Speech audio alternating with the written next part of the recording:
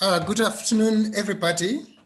Um, uh, we would like to ask to record the proceedings of the seminar and to make it available at a later stage on our YouTube channel.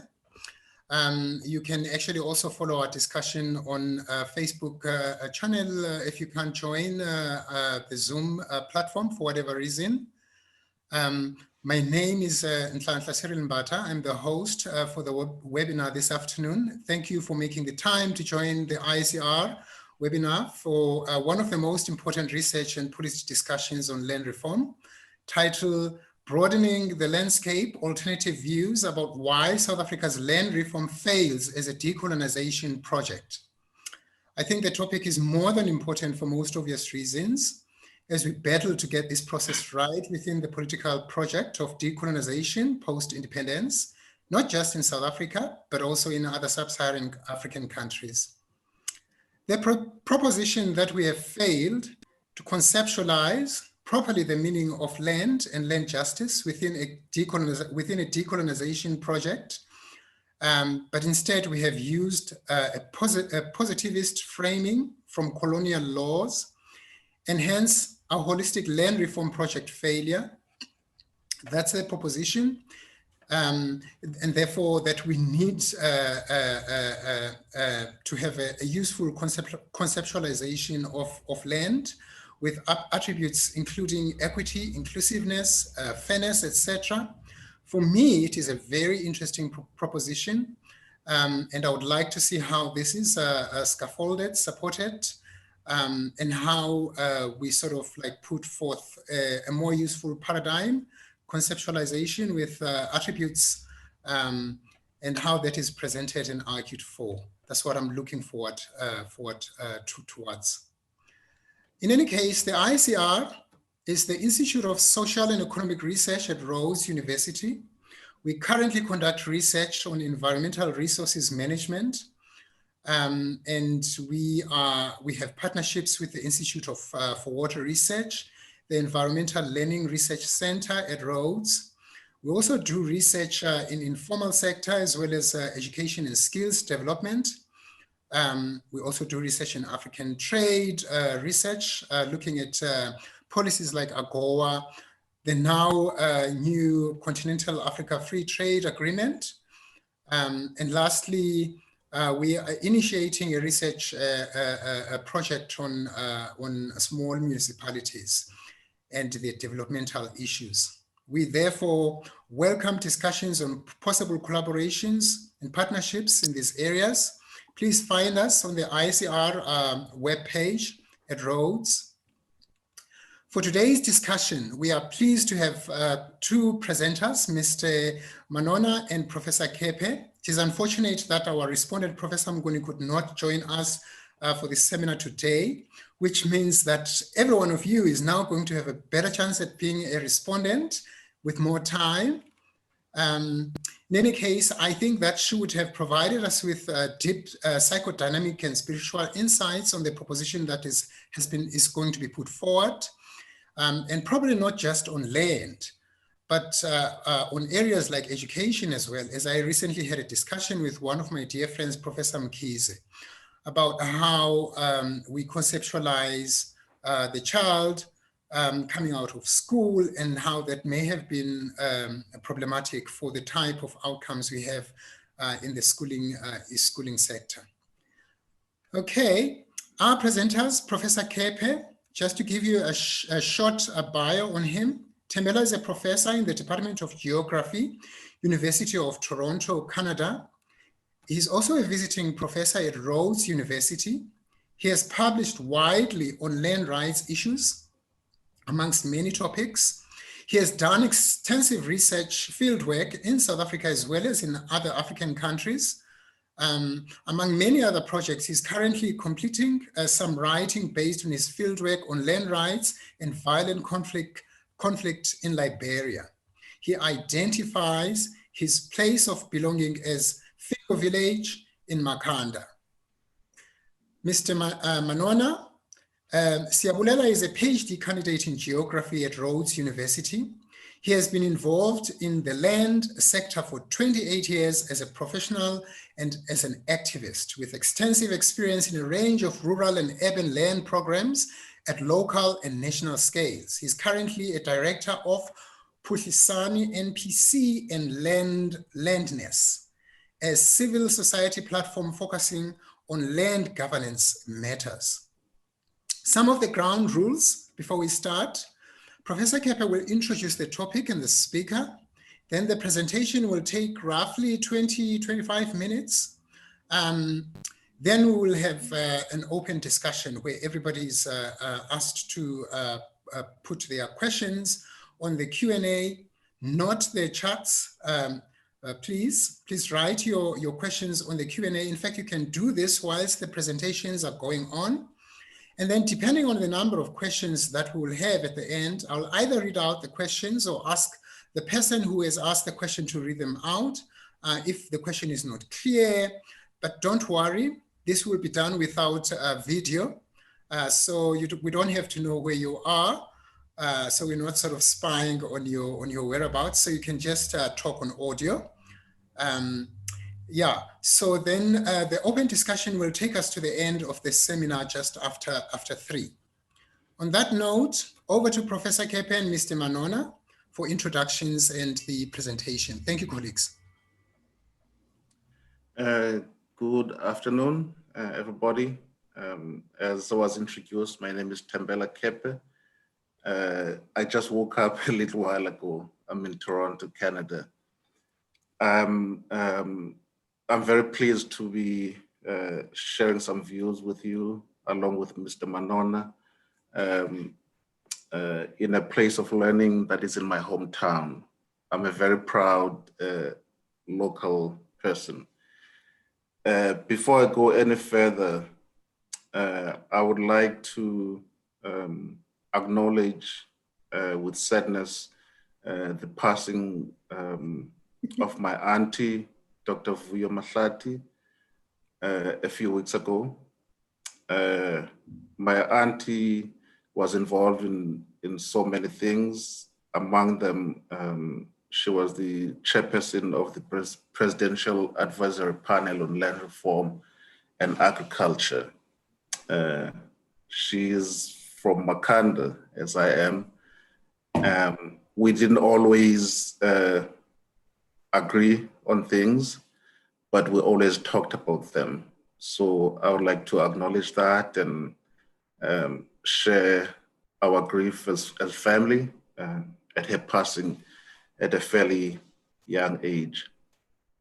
So, I mean, the first thing I want to say is that I believe the title of our seminar got you here. You know, it got you to register. It was deliberately provocative or perhaps controversial, perhaps making you wonder, what are they going to say about land reform? So we'll see what we say, you know.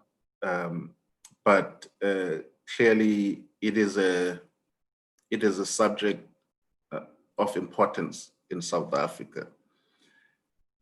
So what I'm going to do is I'm just going to kind of tease you a little bit and then hand over to Siyabulela to do the bulk of the presentation.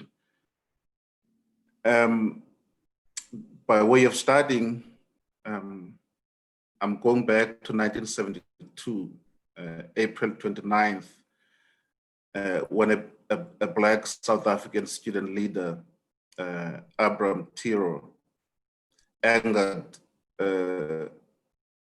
some members of the audience and the government when he gave a politically charged speech at their university's graduation, University of the North. As part of his speech, he talked about the difficulties that students were facing at the time. He also talked about the rest of what was going on in South Africa in terms of race and marginalization of people. he posed a very important question towards the end of his speech. He said, "My dear people, shall we ever get a fair deal in this land?" Those words, you know, have been admired. I mean, I admire them because they are asking an important question. Abraham Tiro was later killed in a parcel bomb in Botswana. I have no doubt that Tiro's question was casting doubt on decolonization in South Africa, and that question remains today.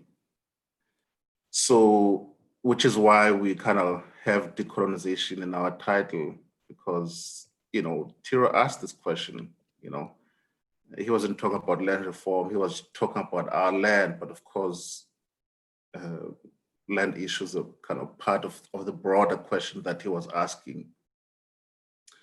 So since we're here today to talk about land, geez, I need to mute my phone.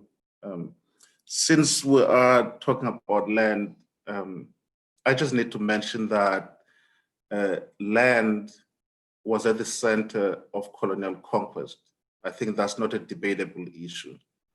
But land was also a rallying symbol of resistance against colonialism. So land is kind of was central to colonialism. It was also central to you know, to fight against colonialism and apartheid. So this is why land reform has been burdened with so much, right?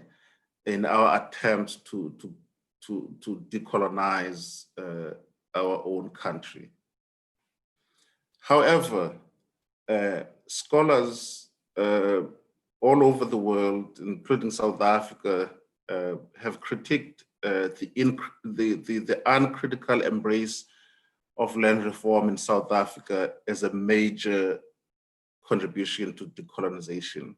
They're saying, okay, wait a minute, you know, we cannot be uncritical about how land reform contributes to decolonization. So, I mean, I'm not going to go into how scholars are kind of critiquing land reform because Mr. Manona is going to do that. But I just want to give you like a little tip that shows that you know, while others are kind of blindly believing in land reform, others are actually putting it to the test by engaging it and asking questions. Some people believe these questions are uncomfortable.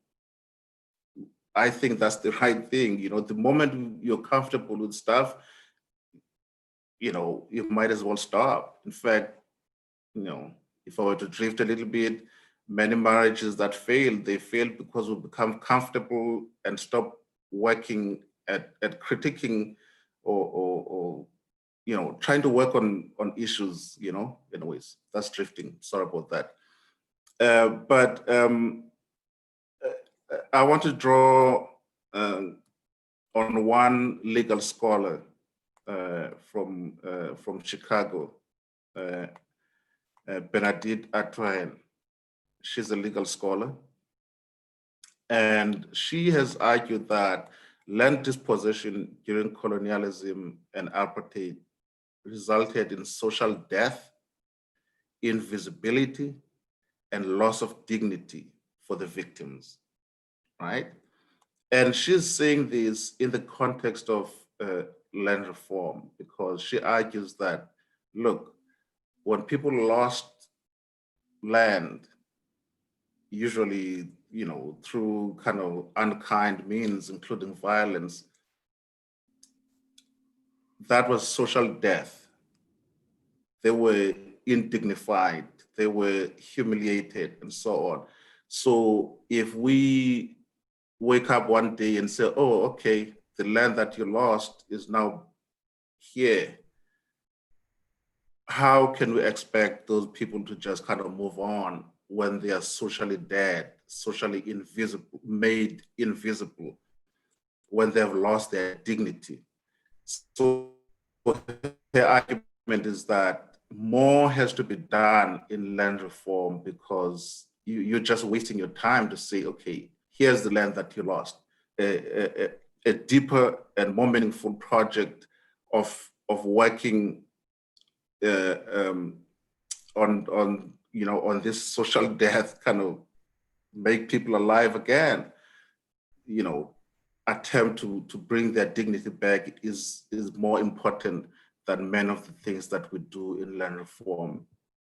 I kind of like that. So she has come up with several things, suggestions in her own writing. You should check it out. And one of them is what she calls dignity takings. And people are latching on to that idea. So others, like myself, have focused on contested notions of justice in land reform.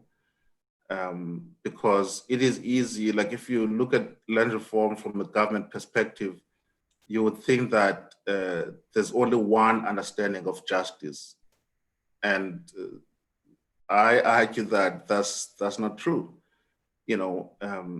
We need a broader understanding of justice because people don't think about land the same way. I think this is an argument that we all know. I've actually, I shared with the organizers 2 papers that I co-authored that kind of deal with some of these issues, decolonization and justice. But what I want to do today is to kind of hand over to my colleague and friend, Siyabulela Manona, who's going to take us on yet another angle of kind of critiquing land reform from a perspective of his own work, his own PhD work in land administration. Siyabu Manona, as you heard when he was introduced, he's a PhD student in the Department of Geography here at Rhodes. I'm also proud to say he's my student, even though he's my friend and I've known him for many years. There was time over the last few years where he had to listen to me, but he holds his own views and he can be stubborn too, in a nice way. So I have no doubt that he's going to challenge us to think broadly about why why we might be missing the point at critiquing the aspects of land reform that we critique today, right? Because like me, I think he believes that we're missing the point. Land reform is a mess, right? And I actually think that land reform is a mess. My auntie, Dr. Vuyo Mahlati, might not have agreed with me.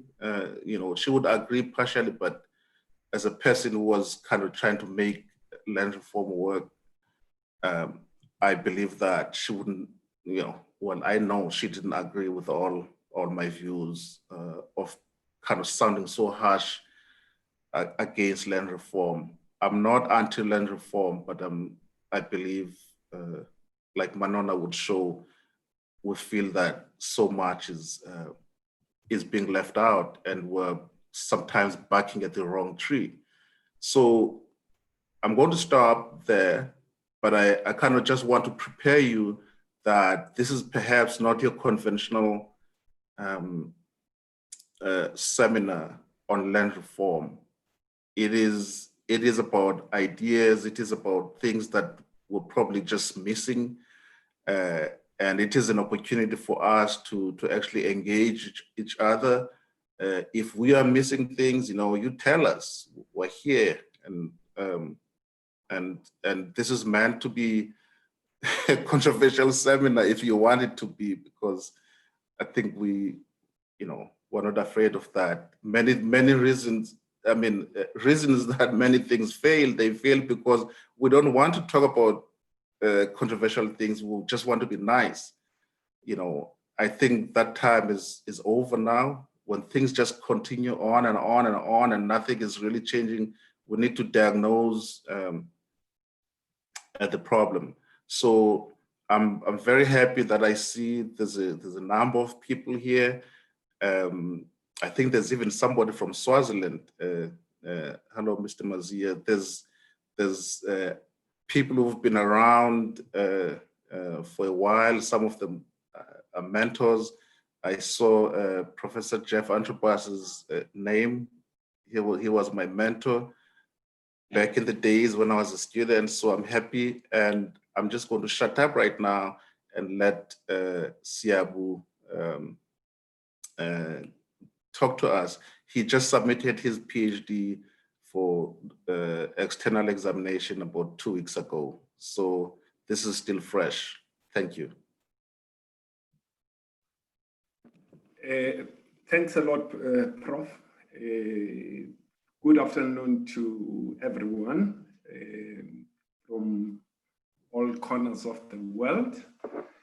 I hope this is a useful discussion. I think this is part of my PhD. It was just the starting point. It's not the main thing I was focusing on. The main focus of my PhD was on open government data and the role in land administration. So before I had to move into my study, I had to explore and understand fully what land administration and land governance is. And in that journey, I had to break this concept down and disassemble them, and realized that what we generally agree on and think we're talking about the same thing as land is not as simple as it seems or as it is presented. Now, the big problem that one is facing in the country, which stimulated my study, firstly, is the growing poverty trajectory since 1994. South Africa last year, we're topping the global chart, the inequality charts. And it is my understanding and belief that spatial inequality and land inequalities are a great contributor to the general inequality and poverty scenarios that we're seeing.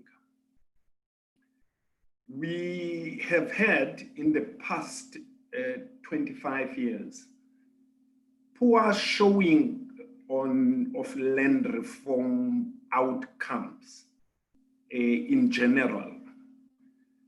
I don't want to get into the lack of transparency, but there is general consensus among scholarship across the board that land reform has failed.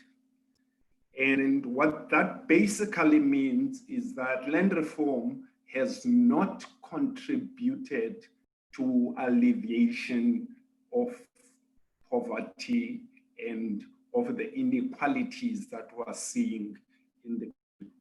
A whole range of scholars come in and with a range of explanations. Some argue that we've had less than 1% and consistently declining annual budget as the main issue, which contributes to why this is failing, because land has to be purchased. It costs money. That starts even from that. It means land has to be bought and in order to be made available to certain groups.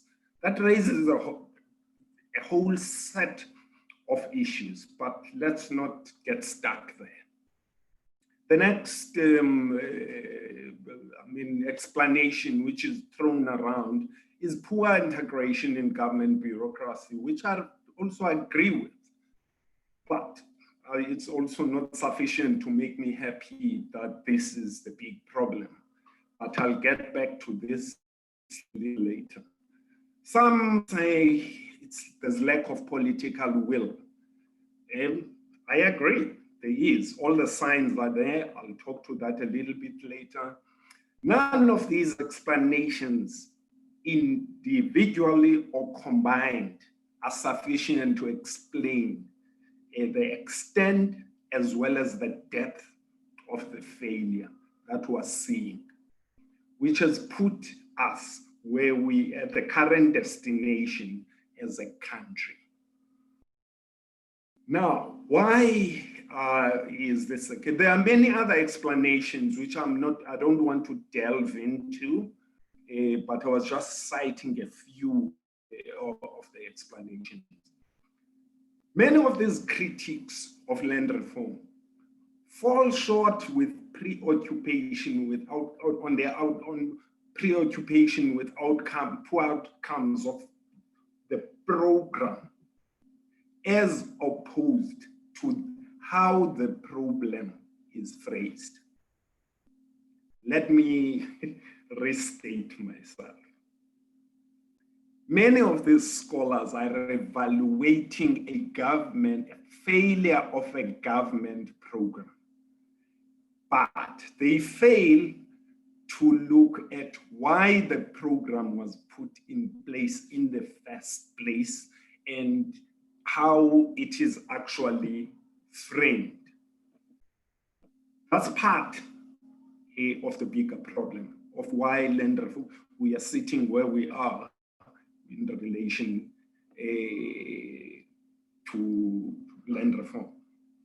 I argue that there is a need to shift from policy analysis that focuses on failure of the program to an analysis of how the problem is conceptualized and in turn framed.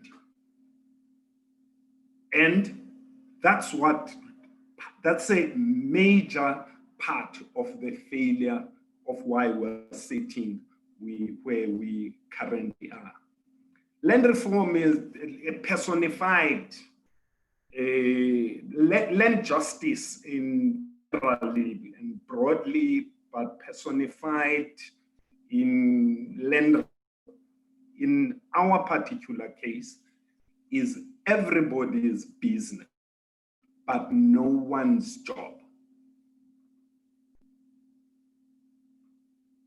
By this, I basically mean we are seeing a situation where come 1994, I think the date was the 27th, day one, we inherit a fragmented government and structure and government and fragmented institutions. And we simply go on with those. And we think we're going to cure the problem along the way, while using both fragmented institutions as well as fragmented structure. And that's where we are. We're still on that rail today. Land. It starts with, let me move just one step. This problem takes its roots from the liberation struggles throughout the whole of Africa. Land reforms were conceptualized in a tit-for-tat, butter-for-fat manner, where we as Africans saw ourselves as victims of the global north, and we lost land, and our land must be returned back to us. Fast forward, come 94, The ANC, that's exactly how it's been thinking. It's been thinking of land exactly framed in the Western model. What land meant in all those discussions and debates around land question were about land, about hectares. That's what land meant. And that has serious implications going forward into our policies. Now, one of the key milestone policy documents, there are two. There's the white paper on South African land reform, which is put out in 1997, which starts to map. I don't want to get into detail into that, but the framings of that are very much along the lines of land being understood from the eyes and the perspective of the West and global North. We come to the next milestone document from the government side, which is the Rural Development and Land Reform Green Paper, which comes out dated 2011. That one lambasts colonialism, but it simply doesn't provide any solution. It doesn't say how you decolonize, but it shows how bad colonialism has been. Basically, in my view, it's more of a crybaby document wherein government is using to say the mess we're in, it's as a result of our history. And we forget one thing, that from 1994, government had some responsibility to intervene in the history, and we've created our own history. Both documents are steeped in the dominant positivist paradigm, which draws exclusively from Western traditions of what land means. Fragmented, and the land is not a holistic thing. You look at what do I mean by that? I mean, we have many land reforms in South Africa going on in different spaces, but there's no one land reform. Department of Rural Development is running their own. Water Affairs is running water reform. Department of Minerals is running their own minerals program. Some are going in the right direction, others not, some better implemented than others, but altogether, the fragmentation institutionally and structurally of what is one phenomenon, land, is not managed as a single entity, is not managed holistically, is not governed holistically. We simply have no idea of who is who, where, and what are they doing, and which way they're going. We're all concerned about making sure we take land, X number of hectares, from white people and give those hectares to Black people, which, in my view, will not address decolonization. No amount of tit for tat, butter for fat land reform, important as it is, no amount of tit for tat, butter for fat land reform is likely to support the decolonization project. let me move one step and move a little bit forward.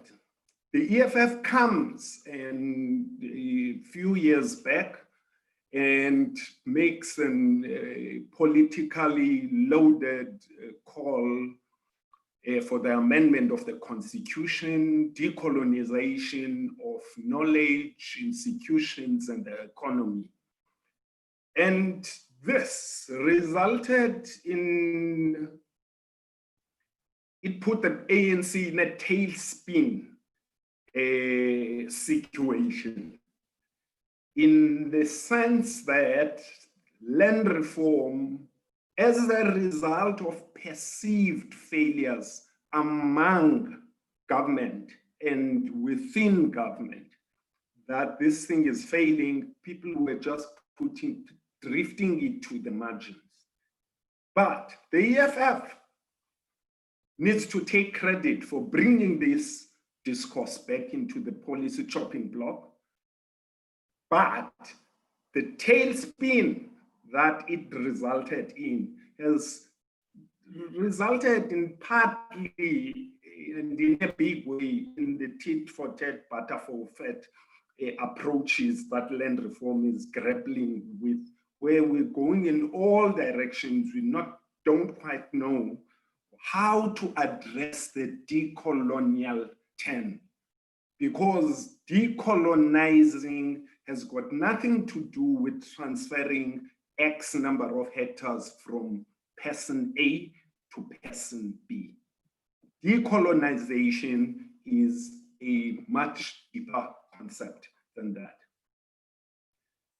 One of my observations in my study is that the post-apartheid state, from this process starts 1991, 1992, when the outgoing government puts a barrage of laws, which are still part of our legal suit today, to preempt the future. And all of those laws are still our laws today. Not only that, we have laws originating from the colonial era, right from the some of them early 1900s are still in our law book, and they remain law. And we create law which fits onto that rail. What we're basically doing, we are continuing colonial and apartheid hierarchies through old laws, which we have inherited into, brought into the new era, and some of those which we've put together as new order laws. This, to me, explains why we are continually sliding down the inequality path, which is definitely unsustainable, which to me partly explains why there's a problem. We simply couldn't conceptualize what decolonization meant in the first place. Some of the philosophical pillars of justice include concepts such as equity, fairness, inclusion, which revolve around raising the floor for the poor. And we've been losing that over the years. And that has been the situation, unfortunately, whether you're looking at the constitution and the subsequent legislation, whether you're looking at government programs, we've lost the fact that this whole thing, the reason why we have this, it's because we want justice. The reason we want this is because we want the flow of the poor to be risen. You only need to look at the farms which are being released by government more recently to look at who is going to benefit.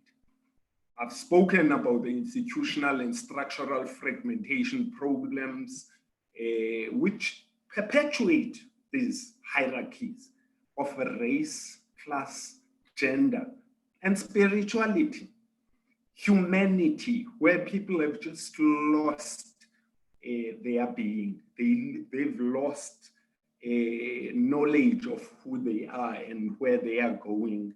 So taking 10 hectares here and putting it there is simply not going to patch that without addressing the deeper underlying issues.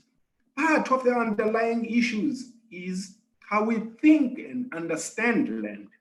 I just want to give one example. I have relationship with two properties, special properties in my life. One is in East London. The one in East London I own. That's the type of relationship, and I call it a property. And there's another relationship I have with another piece of land in Kepe, which is my ancestral home. I belong there. None of my academic colleagues are able to acknowledge this relationship of belonging. I am forced, where I am, to understand that land as belonging to me, which is contradictory. Now, within myself, I live different knowledges about land. When people speak about ownership, I also, even if I do this, I also understand that there's another relationship I have with land, which is not ownership, but belonging to land, which calls for totally different ways of responding. Now, one of the key issues coming out of this study is that land does not only have multiple dimensions, but it has multiple meanings to different people.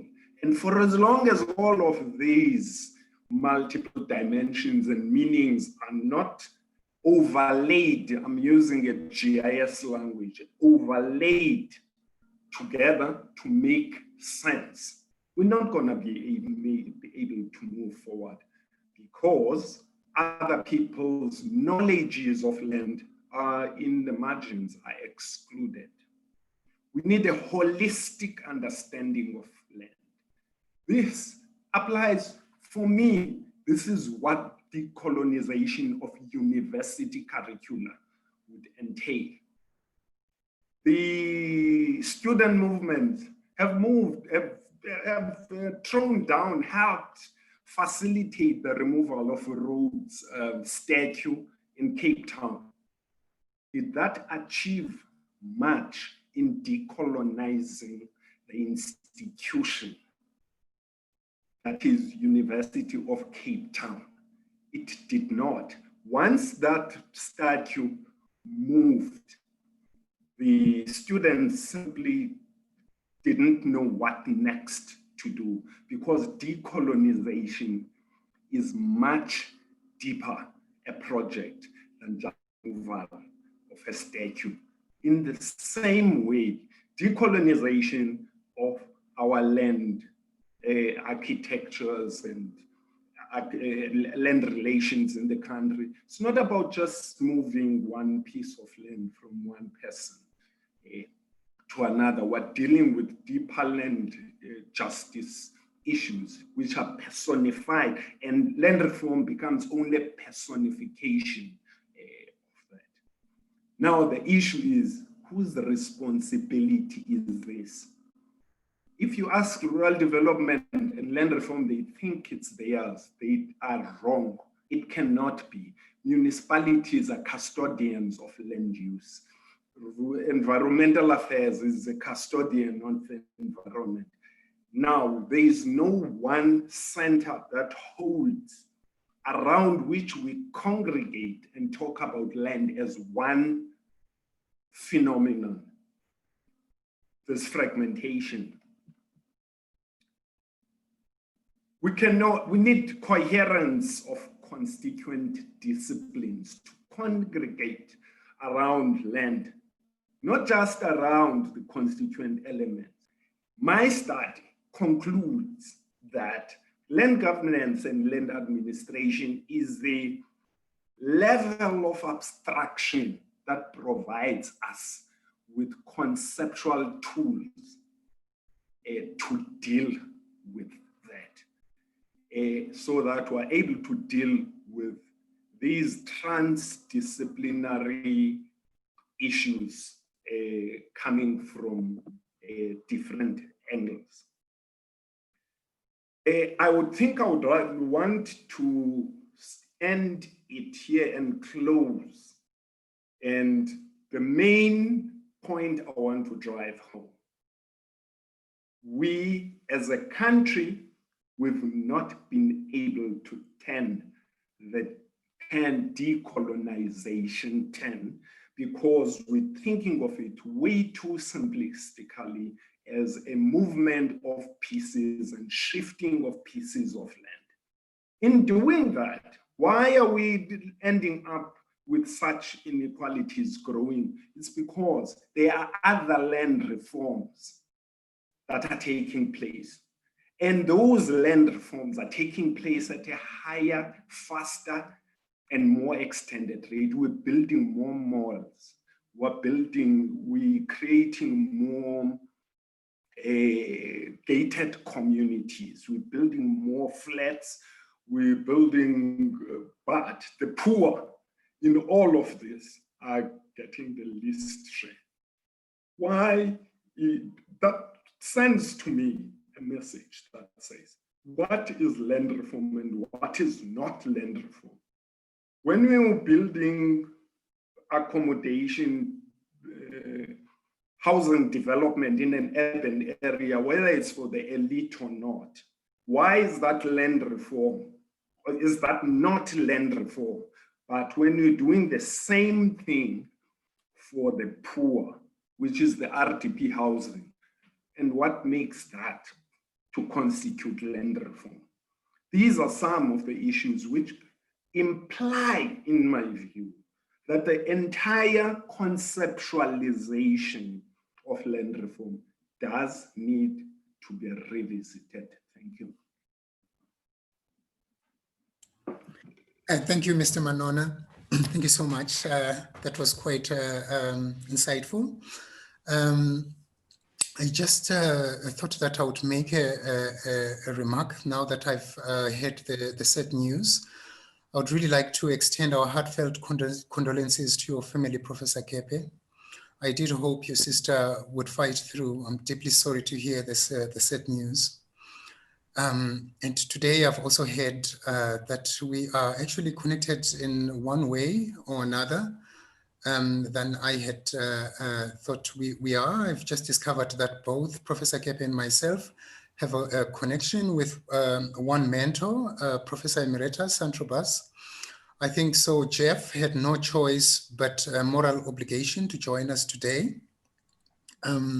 Yeah, so just those were just side comments. Going to, because now I'm going to open up our discussion to, for all of us to be able to respond to the presentation by Mr. Manona. And I see that there are, yeah, some questions have already been put there. I'm just wondering whether or not we, at this point, it probably is possible that we could allow the people to talk to the questions themselves.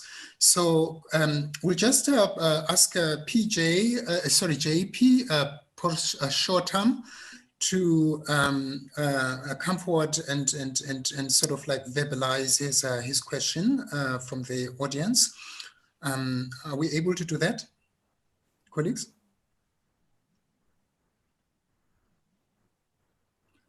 Could you bring a JP Poshotem to the floor?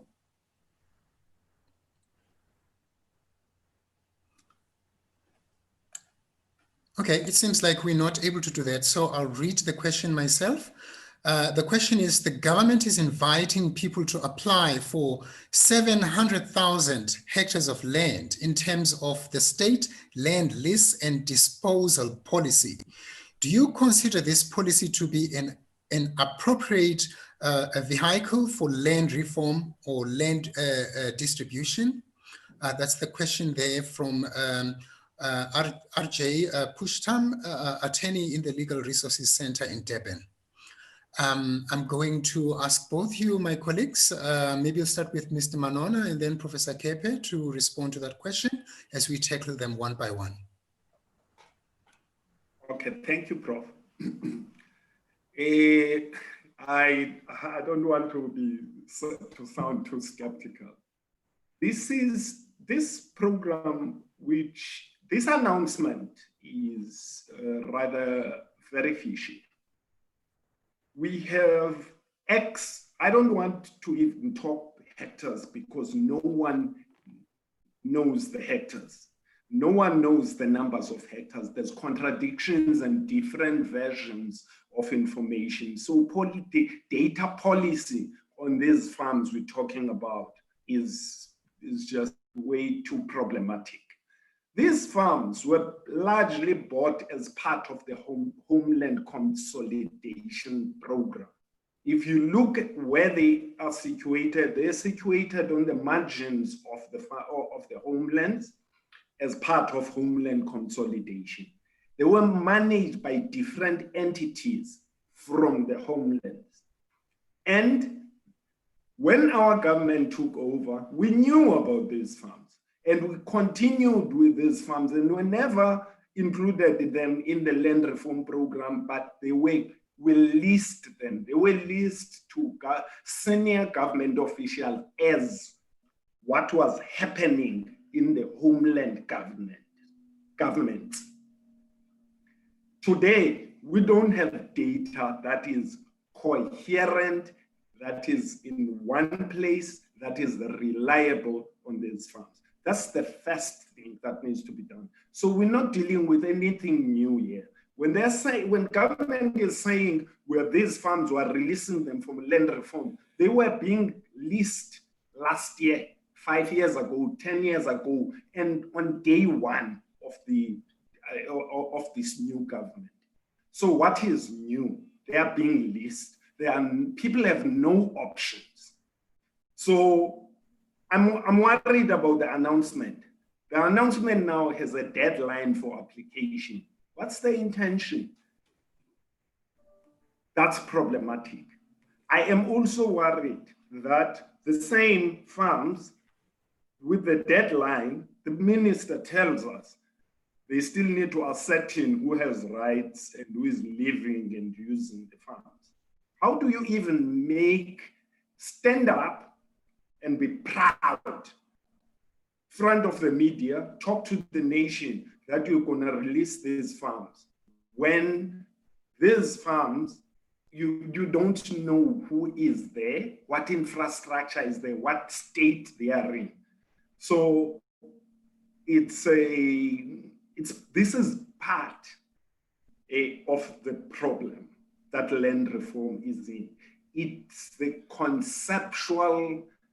underlying conceptual issues. Now, everybody is buying, politicians are buying votes for the local government elections. Why has this not been happening? They're trying to take away points from the EFF, who've been a little bit radical on this issue by saying we're releasing land. They've been sitting on this for 25 years now. And who is going to benefit? For me, that's the big question. If you don't use these farms to lift the floor of the poor, then land reform is still going to contribute to further inequalities. And from what I hear, how do you lease a farm? How do you even determine the lease value when you don't have data on these farms? Thank you. Professor Kepe, do you want to? Yeah, I mean, I'll throw in something here. There has been work going on the program that government kind of recently announced. It's been going on for years. Actually, I've worked with colleagues at PLUS, UWC, on kind of following through some of the farms that have been released or leased to people. And one of the papers that I kind of shared actually deals with an assessment of those programs. Things are not necessarily going well, but this one is a hard one. I mean, I know some people might ask us in the end, okay, so what do we need to do, and so on. There's time to be ideological. There's also time to be practical, and I don't want to sound, kind of just too ideological. I live in South Africa, and I know, people have different needs and different ways of thinking and so on. The reason I'm actually hesitating to give a clear answer on this is because I know a relative of mine right there in Makanda who wants access to land, whether it's leased or not, because they have skills in farming, they want to farm. And so while my research is saying government has actually just kind of given these farms to people, that they are not supporting them and so on, there are people who can actually be better off if they take these farms. So the way I think about it is, if I say I'm hungry and somebody gives me food and that food is so little, I have a choice as a person to say, I'd rather starve to death. I don't want that food. That's my form of protest. Or you take it. But if you take it, then you risk kind of making it seem normal and okay to be given little food. So there are all those of those tensions.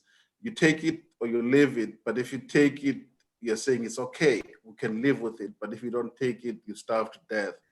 So I think that's not my choice to make. Therefore, what government is doing, I think both Manona and I kind of agree that, we're still missing the point. But I think that should be left to individuals and people who care to think about what government is doing and whether that's okay or not. So that's my kind of way to kind of dodge the question, a little bit here. Okay, thank you.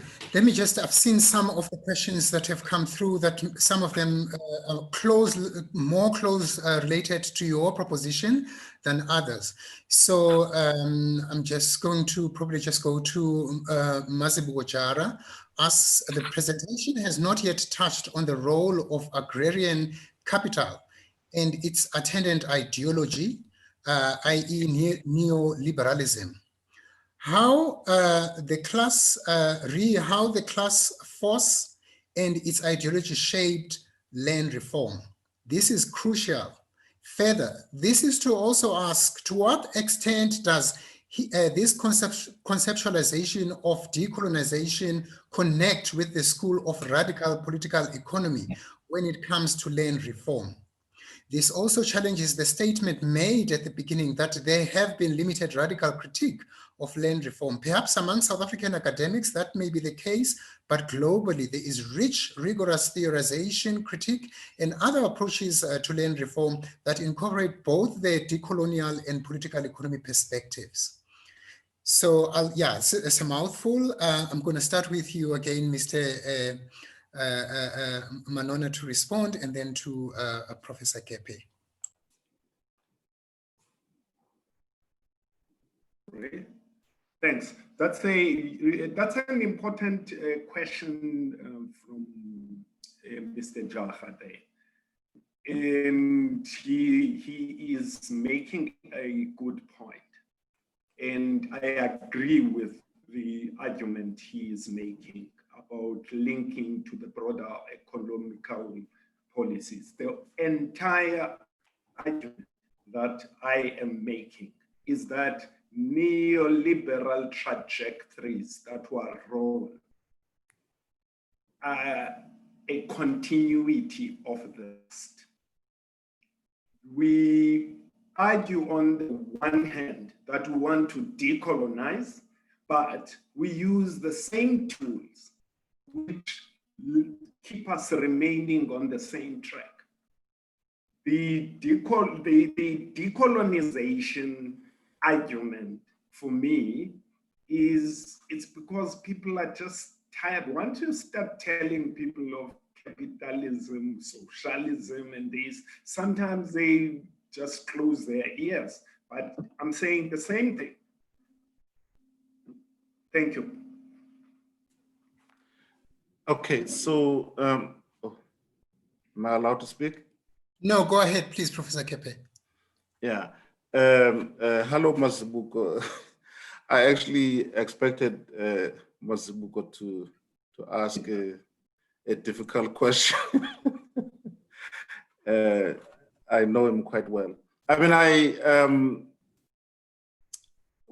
actually, I think more than a question, you know, you've made points that are valid, and I think in a veiled way, both Manona and I kind of acknowledged the neoliberal approach to dealing with land, which we kind of saw way back in the early 1990s when we started our own land reform program. It was the basis of the neoliberal land reform that was forced onto us by the World Bank. And the World Bank obviously has much influence around the world, and I guess they learned how to deal with these things in the only way that they know how to, kind of from a neoliberal point of view. So I think I agree with you that this is where all of this comes from. And I think our presentation, which might not have covered everything you would have liked us to cover, kind of hints at that we have a bigger question here that we need to deal with. And I think our focus was like the little noises that we're making about post-settlement support and land reform and so on are not going to go far enough because of the exact points that you're making. I also want to acknowledge your point about how these critiques that I've argued are minimal or absent in South Africa about you know, the role of land reform in decolonization. I acknowledge that other countries, other scholars, even within Africa, are more advanced than us in terms of thinking about decolonization, and particularly the role of land and so on. So I acknowledge that. I mean, I'm not going to go toe-to-toe with Mazibuko on this. It is true, but for South Africa, I know that we're being too kind, and we kind of refuse to go that direction, you know, because all, as Manona said, all we think about is like, you know, there's so many hectares, they have not change hands and so on. I mean, there's even a percentage how much land has changed hands since 1994 and so on. I think that's okay, because there's an acknowledged problem, with distribution of land in South Africa. We don't deny that, but what does it mean in the end? So Mazibuko, there, you made important points, and you're right. I stop. All right, thank you. We also have a question from Mel Makoni. Mel Makoni is in Cape Town. I know him very well. When land is redistributed to qualifying individuals, how do we hold government accountable in their assistance to the farmer especially? We've seen many cases where farms have failed due to lack of finance and strategic partners. This then results in loss of resources, etc. I think it's both a question and a comment there. Do you want to respond to that? This time, maybe I should start with you, Prof. Kepe, and then move to Mr. Manona. Okay, thank you, Prof. So, I mean, I think that's a simple question, though it does sound like a statement, because I don't disagree with that. And in fact, over the last 25 years of our land reform program in South Africa, it's been the same song. This is the song that Manona has kind of critiqued, that we focus on post-settlement support. People get land, and then government doesn't really support them, and that's true. So there's no controversy there that government fails to support people they give land to. My study with Ruth Howell in the Eastern Cape, and now they've extended it to other provinces, shows the same thing, that there's lack of support. So I don't think there's controversy there. But of course, in our presentation here today, we're not denying that, but we're saying, there's more broader questions that we need to deal with, because even if government pumps money, in fact, we have cases where government has pumped in a lot of money on some of these farms, but still the impact of those resources remains very, very unclear. They can pump millions, and within 2 or 3 years, it's unclear what the impact of those millions is in terms of lifting people out of poverty. Some of that goes into infrastructure, some of that goes into paying mentors, and some of it is kind of invested in the business that kind of ends up failing. I know one example close to Cantonancy, where a former dairy farmer was hired to be a mentor of one of these farms that are given by government. And when we interviewed this farmer, who was now a mentor of these Black families, actually we learned that he got out of dairy farming because it was not paying his bills. Yet he is mentoring these farmers to be dairy farmers. And then 2 years after, they built this beautiful milking facility using close to 5 million rands. They decided, oh no, okay, let's go beef. So the money is gone.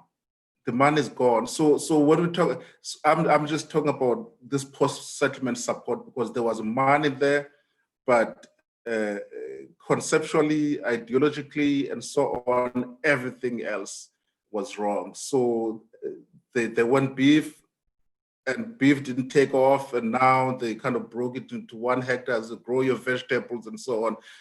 The second 5 million is gone. It sounds like a joke. I'm smiling because I think it's a comedy, but that's the truth.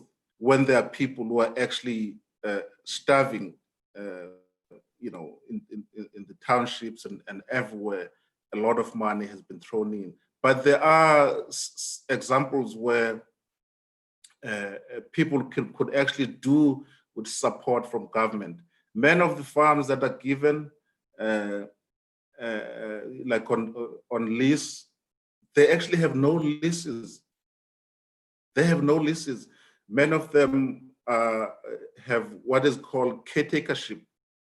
You know, you're given like a piece of paper that say you're a caretaker here for a year, and in some cases there would be a caretaker for 5 years. You don't have lease. There's not much that you can do. You cannot even build a shed to keep your implements if you have them, because government says that's my land, don't touch it, right? So lack of support from government is a real issue, but we've been talking about it for 25 years, and you know, that's one of the challenges that we're trying to highlight today for debate purposes.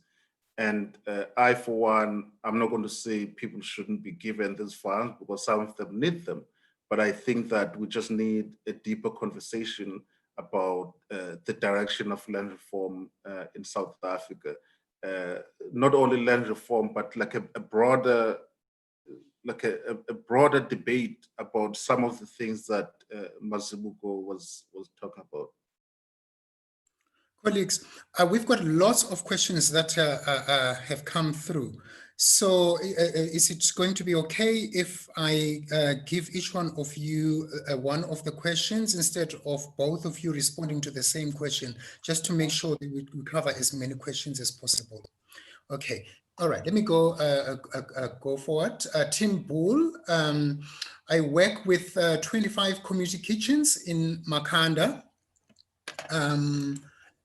Let me just repeat that, sorry. I work with 25 community kitchens in Makhanda, which have been addressing food insecurity, providing meals to people with no food. They all want more land, not farms. Land for growing vegetables and keeping kitchens near where they live. We have one example, a couple who spent 3 years trying to negotiate with Makhanda local municipality to fence off an illegal dump site, to clean it and start growing vegetables. In the end, they took the law into their own hands, as Makhanda municipality were incapable of signing the paperwork, even though Makhanda was verbally in support. They fenced about 1 hectare, cleared it of rubbish, and are now creating employment with the food garden they have started. This is crucial. This issue is crucial to understanding what people really want. There are thousands of acres of municipal land that could be cleaned up, alien vegetation removed and turned over to residents to grow their own food. Unfortunately, the municipality lacks the capacity and will to make provision for the poor. Okay, that's more a case study and a comment. I don't know if you'd be able to link it to the ideas that you've presented to us, Mr. Manona. That one, I would have even preferred not to respond to it, because it's just a snippet of the institutional and structural fragmentation that I mentioned in my presentation. It's a manifestation of the bigger problem that we're faced with. So it's a useful comment, and it doesn't really warrant a response. It's part of the problem. The one comment I would still want to repeat is that land reform is everyone's business. but unfortunately, it becomes no one's job. I made that very clear in the presentation. So that's coming out in the previous question and in this statement as well. Thank you. All right. Okay, moving to Monde Duma. Would you agree then that the government across is caught in colonial ways of thinking as far as its conceptualization of policies in general, e.g., traditional leadership is still conceptualized within a colonial thought, which sought to freeze it in time, and in response, the government is following suit, often to suit individual agenda, e.g. access mining rights. In other words, your argument goes beyond land reform. That's my submission. Mr. Manona, that one? That's also there's no debate. That's a useful statement as the contribution to the debate. It adds substance to a lot of the things we've said. The issue of traditional leaders and where we policy trajectories relating to those has not been addressed till now. And it's in ebbs and flows. When elections come, government embraces traditional leaders. After elections, they leave them there. And we don't know where we're going with it. And it's simply not addressed. Thank you. Okay, can I just add there? Sorry, Prof, but I mean, I'm looking at some of the questions before you read them. And so I agree with Manona about agreeing with the last statement. This is exactly our point. I also noticed Professor Nomalanga Mkhize agreeing with Mazibuko. Well, you are all saying what we're saying, that this issue of looking at land reform as an isolated project, trying to deal with decolonization, is failing. It is going to fail because the whole idea around land and decolonization touches on so many other things, like the economy, laws, and so on and so on. So I mean, I think if I were to summarize things and be a pessimist, at least for once, I'm usually an optimist, is to say we are in trouble. And if I were to use isiXhosa, I was going to say sithatha sibeka siyantantazela, because we're touching and going, because our problem is so multifaceted, right? Mazibuko's question and all other questions that kind of relate to this are exactly our point, that we were so narrow. I mean, of course, even in our presentation, we couldn't touch on everything that is the problem. But I think our attempt was to try to diagnose the current challenge of putting so much faith in land reform, because we're saying it's not necessarily going to solve our problems, because currently it has not done much, and we're going to continue in that direction if we don't open up the debate. Yes, colleagues. Yeah, I see we're going to be running into time problems. So what I will also do is ask my colleagues at the ICR to put some of these questions alongside the video recordings of this seminar, so that we can continue the discussion even beyond the timeframes of this seminar. But I think maybe I could still go through a few more questions and see whether there's still appetite. We've got about less than 10 minutes to go. Monde Duma says, would you agree then that the government across, sorry, I've gone through this, confirm? Okay, and then Wynand van der Walt says, who is responsible for land reform? How does an average middle-class white person to respond to this to assist with land reform? Who do you want to answer that? Mr. Manona? I think I've dealt with this quite a few times. This is everybody's responsibility, but no one's job.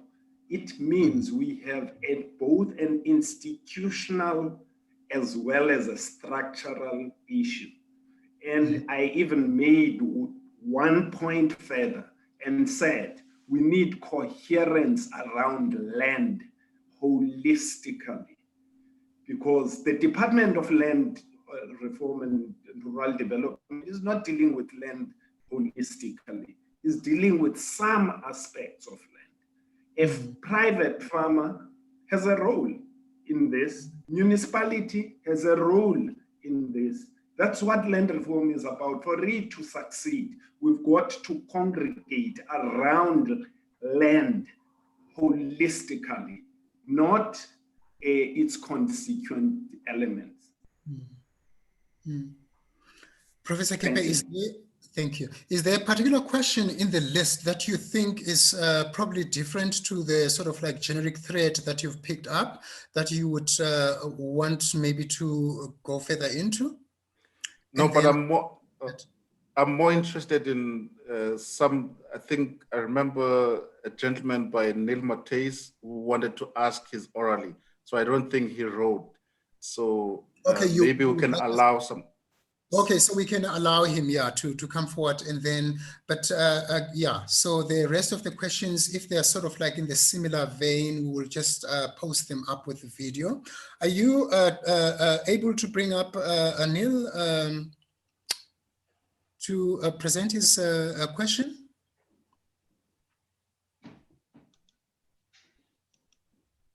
Neil, can you hear us? Yes, I can hear you. Can you hear me? Oh, Prof? thank you. Great. Go ahead. Yeah. Look, it's more of a contribution or a observation over years, right? One, I mean, when we talk about the decolonization, we must admit that decolonization within an African or South African context will always be a constellation between two ideologies. The ideology of have and the ideology that needs to take over, right? So when we talk about land reform, we adopt a 1994 narrative that was politically engineered to give us a discourse that will lead us into a cul-de-sac, and we'll always end up talking. So for me, when we talk about land reform, I will say land reform for me is about an urban setting. It's about creating an urban social balance between the black majority, and the white minority, right?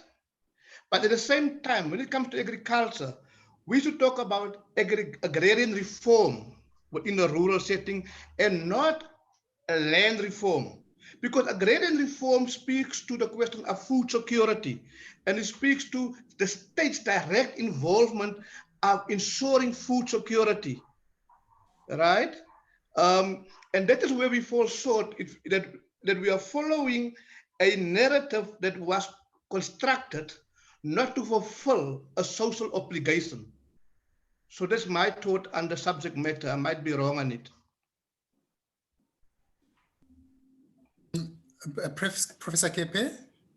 Yeah, so I mean, that's his thought. I mean, I don't think there's a need to kind of add there.